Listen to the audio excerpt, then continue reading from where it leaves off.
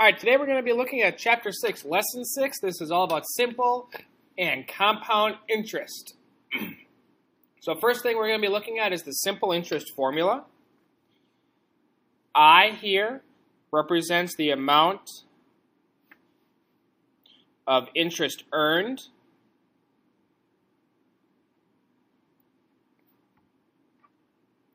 P here represents the original amount. This is also called the principal. The R represents your interest rate. And this is as a decimal. And the T here represents the amount of time. And this is always in years. This is the most important thing. It's always in years. So in some cases, you might have a decimal or a fraction for your time because it's always going to be in years. So let's look at some examples here. Example 1, it says find simple interest around to the nearest cent. So this first one, we have $1,000 at 4.5% for 2 years. So I'm going to write down my simple interest formula. The amount of interest is what I'm looking for, so I'm going to keep that the same. The principal is what I started with. That's $1,000. The rate is the interest rate, the percent. That's as a decimal, so 4.5% is 0.045 as a decimal. And then the time in years, it's a good thing this is already in years. I'm looking at 2. So if I go ahead and multiply all of these numbers together, 1,000 times 0.045 times 2 would get me $90 of interest. Which doesn't seem like a lot, but the interest rate is only 4.5%. Letter B, this is $2,500 at 6.75% for 3 months. So again, I'm looking for the interest. The principal is this $2,500. The rate is 6.75%, which is 0.0675 as a rate, as a decimal. And then 3 months is not a year. So I'm just going to do 3 over 12 because I have 3 months out of the 12 in a year. So if I multiply all these numbers together, 2,500 times 6.75%, and then multiply by 3 divided by 12 for 3 out of 12 months, and I would get $42.19 as the amount of interest that is earned over 3 months. So it's called simple interest simply because you aren't kind of reinvesting that interest. And we're going to be looking at that in just a little bit here as well.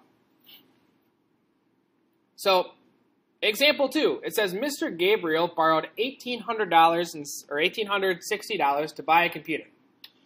He will pay $71.30 per month for 30 months. So find the simple interest. So if he's paying this much over that many months, so let's find out how much he's paying total. So it'll be $71.30 times 30 months, which means that he is spending $2,139 as a total for that what he is spending. So this is how much he spent. This is how much he borrowed, which means that the difference is going to be at the simple interest.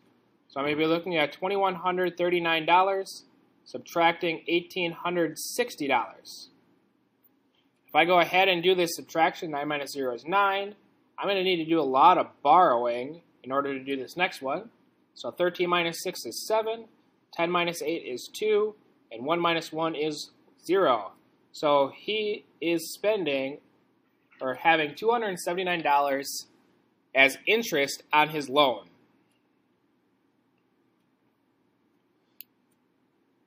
We're going to take it one step further here. Now we're going to find out how much his loan was worth. So I'm going to start substituting values in. So I equals PRT. The interest was $279. The principal was $1,860. The rate is I don't know. And the time was 30 months divided by 12. If I go ahead and start simplifying this, I'd have 279 as the interest. 30 divided by 12 is 2.5. So if I multiply 2.5 by 1,860, I'll get $4,650 times R. To find R, I divide both sides by 4,650. And remember, this is going to give you a decimal answer. So I'm going to need to make sure that I get that back into a percent. So this is 0.06. Move it over 2 places, so this is a 6% interest rate. The question didn't ask for it, but we were going to do it anyway simply because I want you to see how we would solve it for an interest rate given all the other information. So let's look at example 3 here now.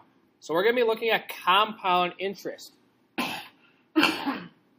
So compound interest means that you are going to be, after you compound your interest, you're going to add it back to the principal, and then you're going to find the amount of interest earned on that.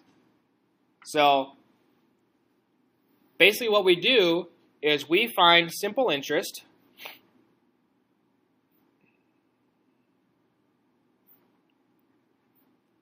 add back to the principal, and then find interest again until we're done with the amount of time that we have. So example 3, it says, what is the total amount of money in an account where $600 is invested at a rate of 8.75% compounded annually for 2 years? Annually means every 1 year. So what we're going to do is we need to find the amount that is earned after 1 year, add that back to the principal, and then find the amount earned after that 2nd year and add it back into the principal. So,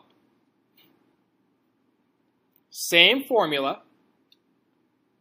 The only difference is T will be in years now, and it's going to be only 1 year because we're looking at it every year. It's compounded annually, so after every year, we have to find the interest again and add it back in. So the principal was $600. The rate was 8.75%, and as a decimal, that's 0.0875, and my time is just 1. So if I go ahead and multiply all those numbers together, 600 times 0.0875 gets me $52.50 of interest after 1 year. Which means the amount in the account after 1 year is 600 plus that amount of interest, which is $652.50. That's the amount that's after 1 year. So this is my new principal. Step 2, I'm going to use this as the principal now and do exactly the same thing. So the only difference here, instead of having 600 as my principal, I'm going to have $652.50. Same interest rate, so 0.0875, and I'm still going to be doing it for 1 year because we've already taken into account one of the 2 years. So again, same thing, $652.50 times 0.0875 means that the amount of interest earned now is $57.09. And it wants me to find out how much is in the account, so I have to add that to the $652.50. And if I do that, $652.50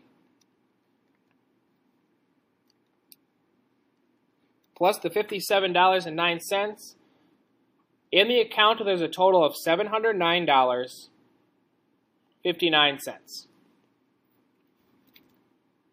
So again, compound interest is a little bit more difficult. There's a few more steps, but the good thing is, depending on what is being compounded, you are only compounding it every time.